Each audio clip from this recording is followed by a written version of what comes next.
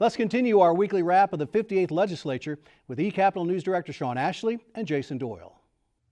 Shawn, Representative Marcus McIntyre has resurrected the Sooner Care 2.0 bill that was vetoed by Governor Stitt last session. What's he trying to do, and how did the governor react? Representative McIntyre is reacting to the Oklahoma Healthcare Authority's plan to implement managed care, what they're calling Sooner Select, in the state's Medicaid program. He is one of a number of legislators who have expressed concern about this program. In the House Public Health Committee, essentially what he did, as you suggested, was to bring back a plan proposed by Governor Stitt in 2020 that directed the Health Care Authority itself to operate a managed care program rather than bidding it out to private operators. The bill received a due pass recommendation from the committee and now goes to the House floor for further consideration. Governor Stitt lashed out at Representative McIntyre and the committee for the bill's passage, saying essentially all it does is maintain what is currently a bad Medicaid system. We'll get a full Senate for the first time this session very soon. Who's taking over as senator for Senate District 22?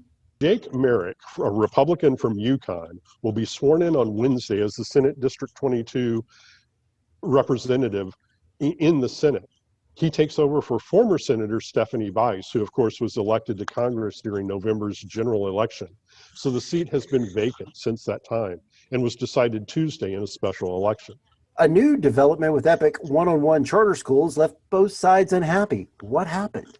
The statewide virtual charter school board voted earlier this week to hold a 2-day hearing in May to determine whether or not the school can essentially continue to operate in the state of Oklahoma on a virtual basis. Several months ago, after the state auditor and inspector issued a report, a plan was made to have this hearing, but it has been delayed and delayed and delayed. Attorneys for both sides now complain that 2 days is not enough to present the case that indeed their charter should be revoked and for the charter school itself to defend its charter. So we will see in May exactly what happens. Following up on an O&R story about state park fees, there's been some movement on legislation to address that. What did the House Tourism Committee do this week?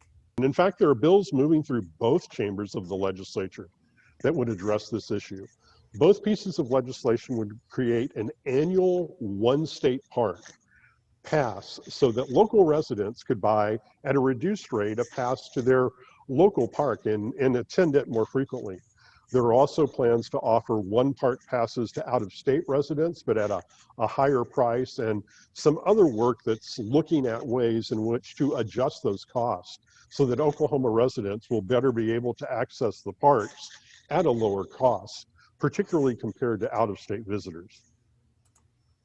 Shawn, as always, thank you very much. You're very welcome.